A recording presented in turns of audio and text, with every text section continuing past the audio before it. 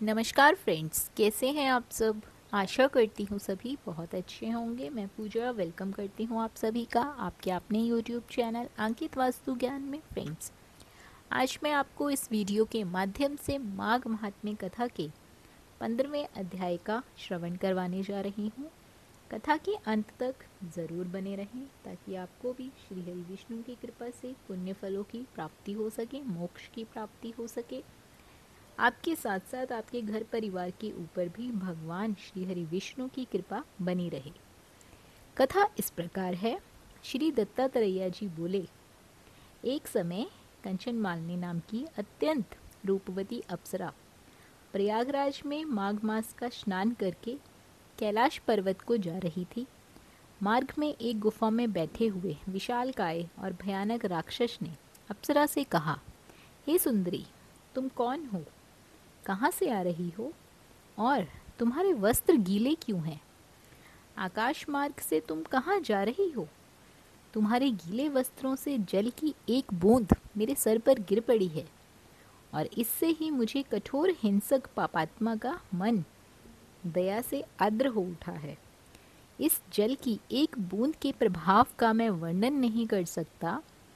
तुम अपनी इस प्रभाव शक्ति को स्पष्ट करो। उस राक्षस के प्रश्नों को सुनकर अप्सरा कंचन मालिनी ने कहा, हे राक्षस, मैं स्वर्ग की अप्सरा कंचन मालिनी हूँ। मैं इस समय प्रयागराज में स्नान करके कैलाश पर्वत पर जा रही हूँ। मैं पार्वती जी की सखी हूँ। त्रिवेणी जल के प्रभाव से तुम्हारा हिंसक शरीर, पापी मन बदल गया है। अब तुम त्रिवेणी जल के प्रभाव को भक्ति भाव सहित सुनो। हे राक्षस, पूर्व जन्म में मैं कलिंगापति की वैश्या थी। मैं अनिद्य सौंदर्य और लावण्य से संपन्न थी। मैंने समस्त सुखों को भोग करते हुए अपने रूप के जादू से समस्त नगरवासियों को सम्मोहित कर रखा था। अनेकों प्रतिष्ठित और संपन्न व्यक्ति अपना सर्वस्व खोकर मेरे द्वारा निर्धन हो चुके थे।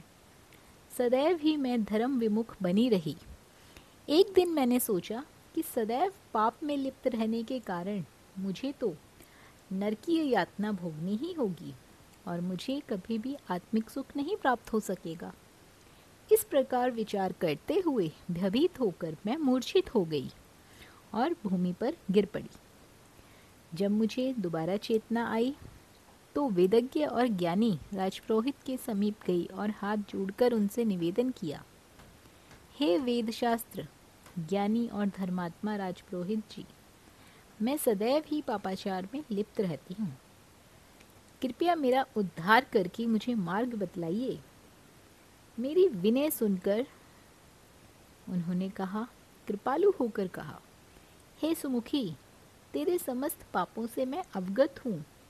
यद्यपि तेरे उद्धार की तथा मुक्ति में मुझे संभावना नहीं दिखती, फिर भी तुम्हारे पश्चाताप को देखकर मैं एक युक्ति बताता हूँ। तुम प्रयागराज जाओ, शीघ्र अतिशीघ्र जाओ, त्रिवेणी जल में स्नान करो, इससे तुम्हारा उद्धार होगा। इसके अतिरिक्त कोई और साधन नहीं है, परंतु प्रयाग अथवा किसी भी तीर्थ स्थान में जाकर किसी प्रकार के पाप का विचार भी मन में मत लाना।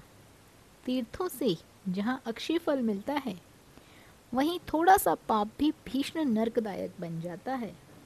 तो फ्रेंड्स, ये था कथा का 15वां अध्याय। अगले अध्याय में मिलेंगे अगली वीडियो के साथ। बने रहिए आपके अपने YouTube चैनल अंकित वास्तु ज्ञान में। धन्यवाद।